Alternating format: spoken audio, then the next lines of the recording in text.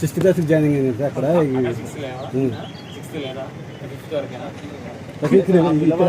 Fifth వరకు అక్కడ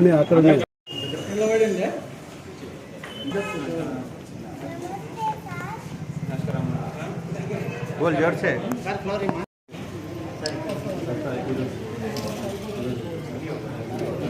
అందరూ ఈరోజు ఎన్రోల్ అయ్యారా?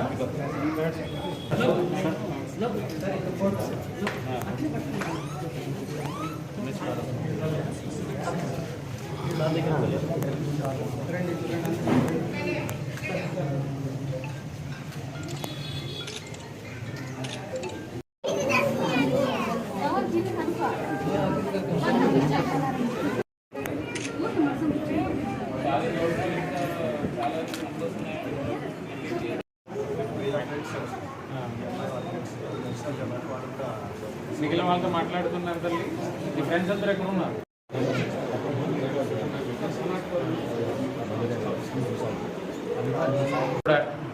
గవర్నమెంట్ స్కూల్లో చదివిన పిల్లల్లో చాలా ఎక్కువ మంది మంచి మార్కుతో బెనిఫిట్ పొందడం కూడా జరిగింది.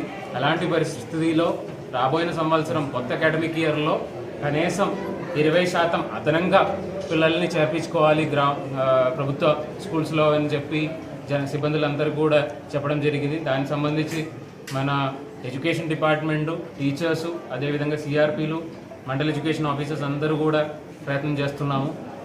జిల్లాలో నెక్స్ట్ రాబోయే 7 రోజులు కూడా ఇంటెన్సివ్గా ఈ యాక్టివిటీ మీద ఎంపీడీఓల్ని, అదేవిధంగా వెల్ఫేర్ ఎడ్యుకేషన్ అసిస్టెంట్సు, అదేవిధంగా డిఆర్డిఏ వెలుగు కానీ, మెప్మా కానీ, వాళ్ళ సిబ్బందుల్ని అందరినీ హెల్ప్ తీసుకొని జిల్లాలో పెద్ద యత్నం చేయడానికి ప్రయత్నం చేస్తాము. నెక్స్ట్ ఒక 7 రోజుల్లో నా విన్నపం ఏంటంటే, జిల్లాలో ఉన్న ప్రతి ఒక్క తల్లిదండ్రులు పిల్లల్ని ఏవైతే ప్రభుత్వ పాఠశాలల్లో మనకు చాలా సదుపాయాలు ఇవ్వడం జరుగుతున్నాయి, దానిలో మనము వాళ్ళకి బుక్లు కావచ్చు, లేదంటే వాళ్ళకి సంబంధించిన డ్రెస్ యూనిఫామ్స్ కావచ్చు.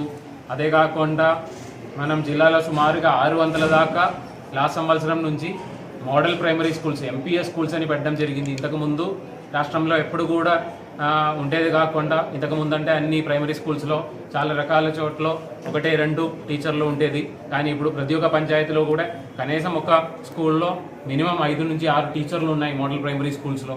అది కాబట్టి మోడల్ ప్రైమరీ స్కూల్స్లో కనీసం 100 నుంచి 150 దాకా ఎన్రోల్మెంట్ చేయాలి. ప్రతి క్లాస్లో కూడా కనీసం 30-40 పిల్లల్ని చేర్చుకోవాలని కోరుతున్నాను.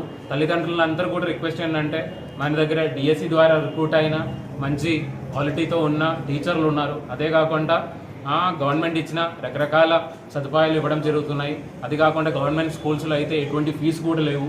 కానీ ప్రైవేట్ స్కూల్స్లో అలాంటివి చోట్ల అయితే మీరు ఫీజు కట్టుకోవాలి, దాని తర్వాత అదనంగా ఖర్చులు ఉన్నాయి. ఇవన్నీ ఏమీ లేకుండా గవర్నమెంట్ స్కూల్లోనే పిల్లల్ని చదివించాలని కోరుతున్నాను. దానికోసం జిల్లాలో కూడా పెద్ద యత్నం నెక్స్ట్ ఒక 7 రోజుల్లో ప్రయత్నం చేస్తున్నాము. అందరూ కూడా సపోర్ట్ చేయాలని కోరుతున్నాను. మెప్మా సిబ్బందులు, డిఆర్డిఏ సిబ్బందులు, ఎడ్యుకేషన్ సిబ్బందులు, అదే కాకుండా ఎంపీడీఓ ఆధ్వర్యంలో కూడా ప్రతి ఒక్క మండలాల్లో కూడా దీనికి సంబంధించి నెక్స్ట్ ఒక 7 డేస్లో యాక్టివ్గా క్యాన్వాసింగ్ చేయడం జరుగుతాయి.